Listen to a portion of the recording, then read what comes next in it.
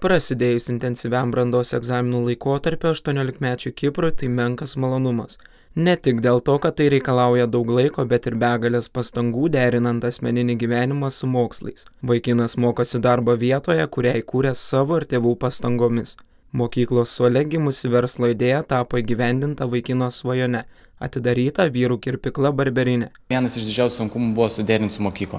Viskas buvo labai sunku, ta prasme, ir mano tėvai padėjo, ir draugai padėjo vietoj manęs ateiti patikrinti, kaip čia viskas vyksta, ar čia viskas gerai vyksta, viskas laiku yra padaryta. Šiais metais nukentėjo mokslai, tikrai nemeluosiu, labai nukentėjo, palyginus su praeitais mano mokslo metais, bet, ta prasme, viskas įveina į savo kainą, viskas įveina į tai, kiek įdės ir tikrai.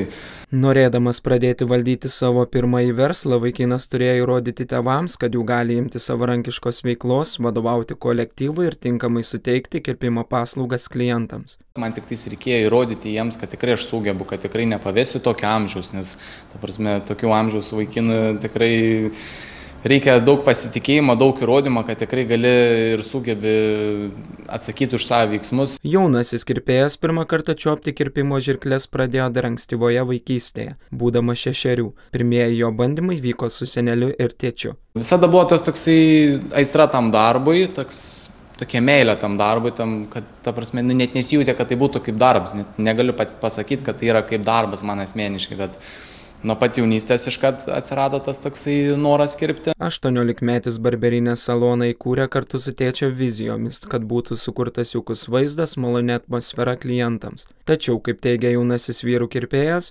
nelengva buvo susipažinti su pirmaisiais mokesčiais. Kai jau eini į mokesčių pusę, eini į, ta prasme, nuomų, į visas detalės, ta prasme, tikrai labai platini savo verslo pusę, kaip toliau daryčiau. Dabar, pavyzdžiui, palyginus, kaip dabar atsidarėm šitą Barberinę, jau žinau, antras kartas būtų 100 kartų lengvesnis. Kipras, įkurdamas savo verslą, žinojo, kas jo laukia, todėl vaikinui nebuvo sunku rasti bendraminčių, užmėgsti pokalbį su klientais, nes anot jo, klestinčio verslo paslaptis prisitaikymas prie klientų.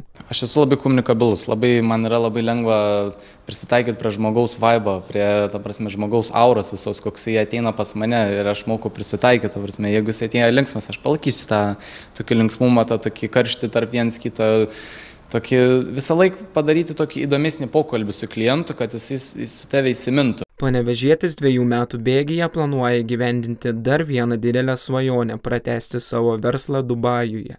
Mane kviečia tenais, nes ten yra šilta, ten yra gera, ten yra tikrai daug, ta prasme, kur gali tobulėti verslo pusėje, ten daug visokių žmonių ties verslo pusėje. Tai einu, važiuoju link tos linkme, kur pinigai, kur viskas yra su verslu, kur savęs tobulėjimas. Tokių perspektyvių jaunuolių, kurie įkūrė savo verslą Panevėžyje, vienetai. Tikriausiai dėl to, kad daugelis bijo realizuoti save tam tikroje verslo pusėje. Todėl jaunasis verslininkas dalinasi keliais patarimais. Aš tikrai palinkėčiau svajoti, savo svajonės rašytis, užsirašyti. Ta prasme, tai yra mano kokia galia ties viso šito įvykusio dalyko yra manifestacija ties tom, kad aš mąstau, kur aš įsivaizduoju save.